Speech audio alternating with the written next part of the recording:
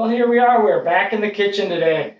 Today we're going to be doing something a little different. I've done a lot of, the fishing or the fish cooking videos. We've done some bear meat videos and stuff. We haven't done venison, and this is something strange because we eat venison like all the time, don't we? Like daily. Yeah. We live on venison. It's a huge thing in our house.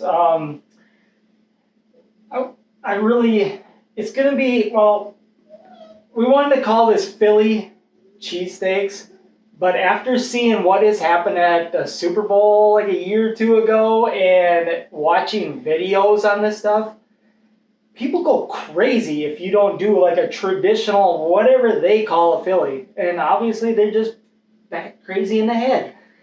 But we're going to just do a venison steak and cheese sandwich, I guess is what you're going to call it. So, all we're going to be using is, like I say, we got venison steaks. I'm going to take these things. We're going to get into this. And I'm going to get these chopped up. And when you're chopping these up, you can do like little strips or whatever, but I'm going to cube these up just because it's a lot easier to chew for, the kids and such. So like I say, I'm just cutting them in little strips, then I'm just cutting them in little cubes. It's going to be much easier to chew for the little ones. Well, now that I got this all cubed up, I'm going to turn on the one pan I got for browning the bread, and I'm going to turn on the pan for the meat.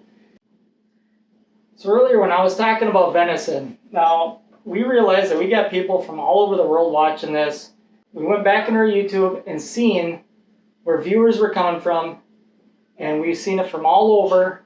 It's so awesome watching all of you watch this.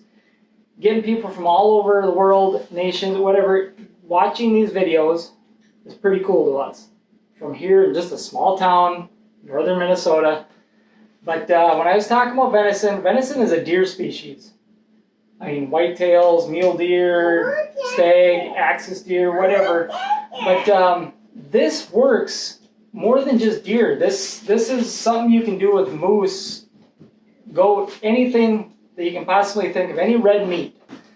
So don't be afraid to try this. So what I'm doing right now is I got my flat cast iron, and I got my big cast iron pan going. Flat cast iron pan, I'm just going to be taking these hoagie buns. I buttered them, and I'm just going to put them on there flat to sear them nice so they get a little crispy. I normally do this on a flat top outside, but like I say, outside right now, we just got dumped on with a pile of snow, so in the kitchen we are today. Alright, now that we got our cast iron nice and hot, I'm going to get these buns on here. Put the buttered side down. I like to turn them a little bit just to get that butter spread out on there. Some people don't use butter, they'll use olive oil instead, but I prefer butter. I just love the flavor of butter more. I guess if you're health conscious, yeah, olive oil might be the better deal. I like to just let it sit on there until it's brown. Alright, now I check it. Oh, that's exactly what you want it to look like. So just fold that back over and keep it nice and hot. Get the next one on. Let me get our pan ready for the meat. Well, now we've got the buns ready. We're gonna season the meat in this bowl. This is a seasoning I just made up myself. All it is garlic powder, onion powder, cracked black pepper, a little bit of red pepper in there, or not red pepper, cayenne pepper, and I use salt. But instead of using regular sea salt, I use truffle-infused sea salt. We've tried this a few times on meat, especially, venison. This has turned out really good. So all we're going to do is just sprinkle that on there.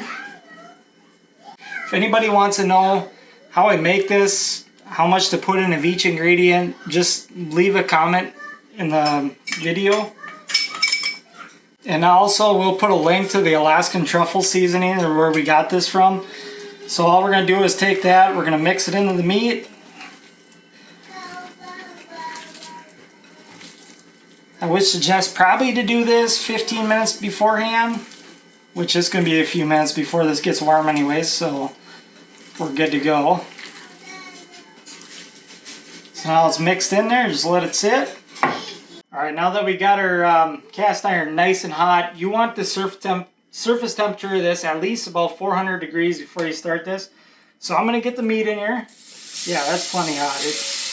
You want a little bit of that olive oil that I put in here smoking. And then we're going to take our pepper. Put that in there. We're going to get some onion on there. This is just yellow onion that I chopped up. And then we're going to dump these white mushrooms that we bought. You want to use fresh. Don't use canned for this. Use fresh ones.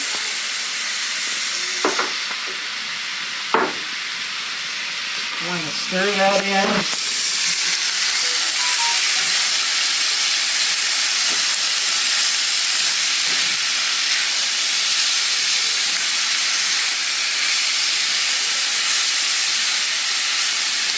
And for the reason of having that temperature so hot in this cast iron is for the fact that we're trying to sear the meat, because this whole hype of, you know, wild game has to be fully cooked all the way through is nonsense. It's not true.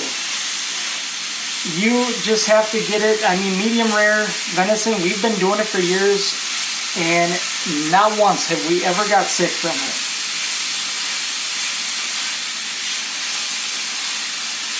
And venison, for one thing, is probably the most healthy meat that you can actually eat out there.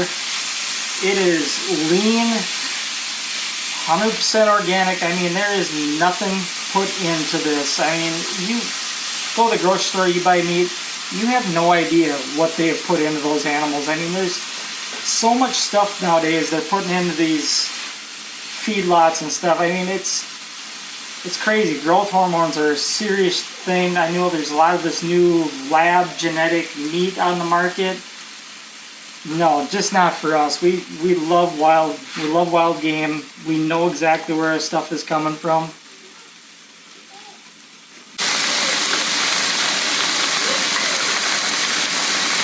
There, now I got the meat.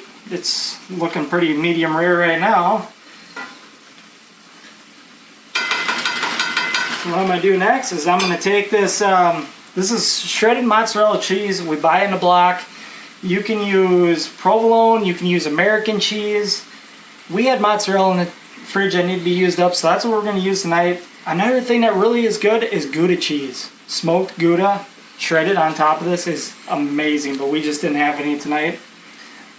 So all I'm going to do, I'm going to take that, put a nice little coat over it. And it does not take very long for this stuff to melt on top. So what I do is I just take a cover and I put it on top and I keep an eye on it, because it's only going to take about a minute or two and this stuff's going to be melted and it's going to be ready to go on your bun. Okay, I turn the heat off, and looking at it, it is ready to go on a sandwich. And this smells amazing. So all I'm going to do is lay that on a nice bun.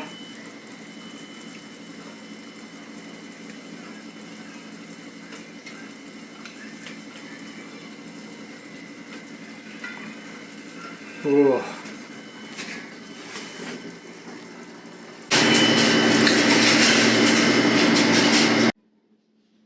So there you have it. I'm going to take a nice bite of this, make sure I got everything perfect. Oh man, it's hot. We're gonna give it a shot. Oh my god.